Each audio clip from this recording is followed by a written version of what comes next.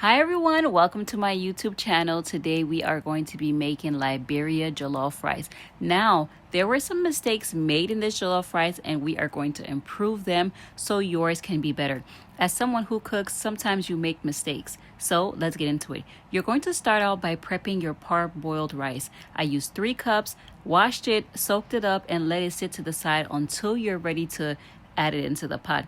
I wanted to add chicken to the side, so I seasoned it up and let that marinate overnight in the fridge. Now for the protein that I use for the base is ribs.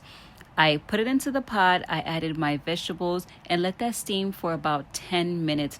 The broth that's going to be produced is going to be important because I'm going to use that to reflavor the rice, or if it's too much, sometimes what I do is I'll bag it up in a Ziploc bag and use it to flavor other foods like plain rice when I'm using it. So here it is steaming. It was about maybe 5-6 minutes, and after it was done, it looked something like this. The smell was heavenly. It was flavored. It was really delicious, and this is what we're going to use to flavor the jollof rice. I mean, look at the color. I had leftovers and I was so happy about that because I am going to freeze it and use it for another time. As for the blended ingredients, I use onions, scallions, red, green, orange, bell peppers. Blend that up into my blender and I'm going to start frying it. It should look something like this. Oh, another mistake that was made, I wasn't paying attention and I blended it too much and it became a puree consistency instead of chunky. So do not puree it. It should be on the chunky side because when it cooks down, it'll break down and become a puree-like, but do not puree it into the blender. When you add that into your oil, add about maybe this is 2 tablespoons. So 2 tablespoons of tomato paste. Start seasoning it up and then you let that cook. Do not let it burn. If you burn your gravy, it is going to affect the way your gravy tastes, and then it'll affect the way your jollof tastes. Your base is the most important thing because it really determines what your rice is going to taste like. Do not burn the base. After frying up for a few minutes, I added the ribs back into the gravy so the ribs can marinate with the gravy and pick up the flavors from the gravy. I'm letting it cook. I'm constantly stirring because you do not want it to burn. And I know I keep saying that.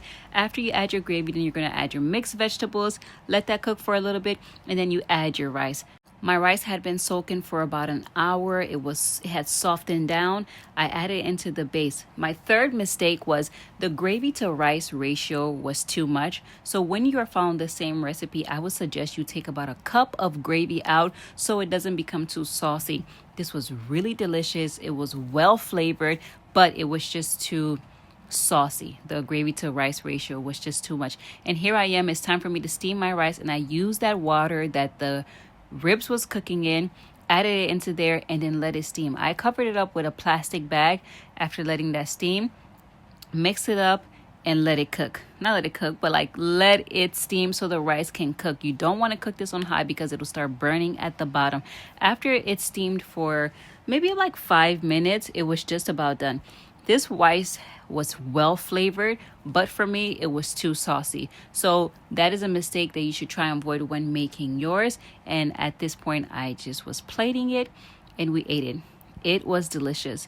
It wasn't salty. It wasn't like flavor was not missing, but I just wish the consistency was different. And this was important to share because sometimes, mistakes are made in the kitchen. But it's different when you have content to post.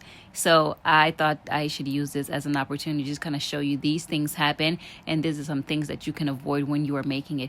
If your gravy is too much, you can put it to the side and have it with plain rice, with potatoes, whatever the case may be. I hope if you try this recipe and avoid my mistakes, I hope you like it and let me know.